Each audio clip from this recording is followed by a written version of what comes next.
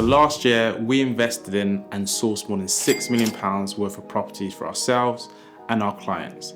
However, there are 3 locations that are no-go areas, especially when you're a new investor. So in this video, I'm going to reveal the 3 locations, why you should avoid them, and give you some key tips on making sure you can pick the right locations for your next investment.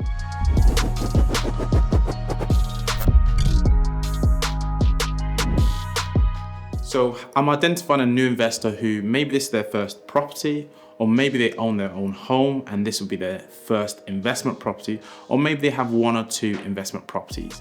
Now, based upon statistics, that's nearly 60% of all investors. At this beginner stage, it's critical that the areas that you invest in are reliable and low risk. Typically at this stage, you're working full-time and you're investing in property to help supplement your income or build up a retirement pot. Now, you want your retirement pot or your passive supplementary income to be certain, not a roller coaster of cash flow and returns. When assessing the area for ourselves and our inner circle portfolio builder clients, we focus on a model we call passive. Now, there's many different factors that go into this passive model, but briefly, it comprises of 2 to 4 bed properties in areas with infrastructure investment, as well as high ownership rates. So effectively in areas where there's a high amount of pride and joy between neighbors in having aesthetically pleasing properties, they look after their properties, the area is well looked after, and that naturally then attracts good tenants that then deliver good capital appreciation and security in income. Now, the areas I'm going to reveal are far from meeting the passive model criteria. In the last 3 to 5 years, the Northeast has really benefited from hundreds of millions of pounds coming into it and being invested. And actually, there's a plan set out for even more billions of pounds to come in. So when we factor in low affordable purchase prices in the Northeast, relatively high returns in terms of rents, the area is really set to boom. So if you want to know more about the investments coming into the Northeast and how it's set to benefit the location, just hit the subscribe button, and I'm about to post more videos in the near future regarding that. So coming back to the 3 locations, as I mentioned, there's billions of pounds coming to the Northeast, but that can cause a blind spot when it comes to certain locations. And the 3 locations I'm going to reveal are certainly not investment locations if you're a new investor. So let's just get into it. Number 1, Shildon. 2, Hordern. And number 3, Ferry Hill. Yes, properties can be picked up for as low as 20, 30, 40,000 pounds, cheaper than a brand new car. And yes, the yields and returns on paper can look really good. You know, renting for £400 and then generating a yield of 12 to 18%. Really strong and really high on paper. But here's a drawback, especially when you're a new investor.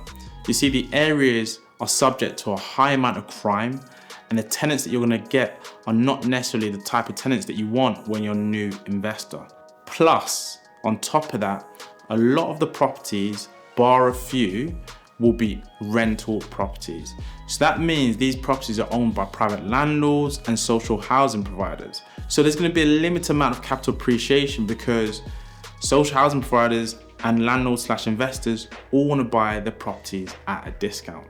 So as a new investor, it's one to avoid if you want to experience strong, stable income. But saying all that, there is a caveat. I have seen these areas work really well for very switched on and highly experienced investors in 2 ways. 1, they don't just buy 1 property. They don't just buy 2 properties. They buy a numerous amount of properties. So what they're looking to deploy is diversification. They realize that if they've bought 10 or 20, if 1, 2 or 3 of them don't work or they have issues, they've diversified and protected against that because they have another 7 to 17 properties to help mitigate that risk. And second of all, they know how to pick the right property managers. A lot of them actually are hands-on. So they go into the properties, they're making sure the tenants are paying on time. They're not letting things get out of hand.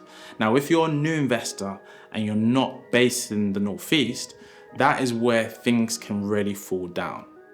You could be thinking your property is all well and good, But come the end of the month or a few months down the line, number one, you start realizing your rent's not being paid. And number two, unfortunately, there's a huge amount of deterioration in the property. And we've seen that several times from new investors who focus on just the numbers and not the wider scope on whether the area is right for them in terms of their risk profile.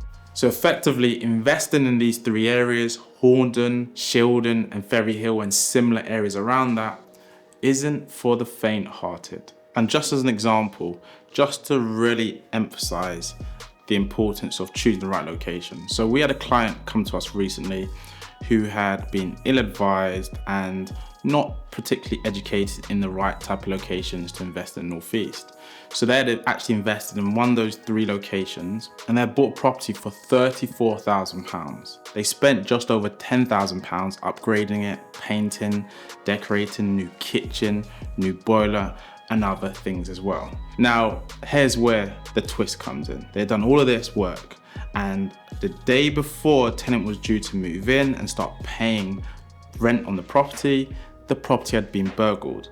The boiler was taken, copper pipes were taken, kitchen parts were ripped out as well. So, I'm not saying this always happened, but just to give you awareness of the risk when you invest, especially in these three locations. So those are the three areas to avoid: Shildon, Ferry Hill, Horndon. But there is one thing also stopping new and beginner investors from growing their property portfolio. So watch this video to find out that number one issue, how to avoid it, and the plan that will help you unlock the true potential of your property portfolio growth.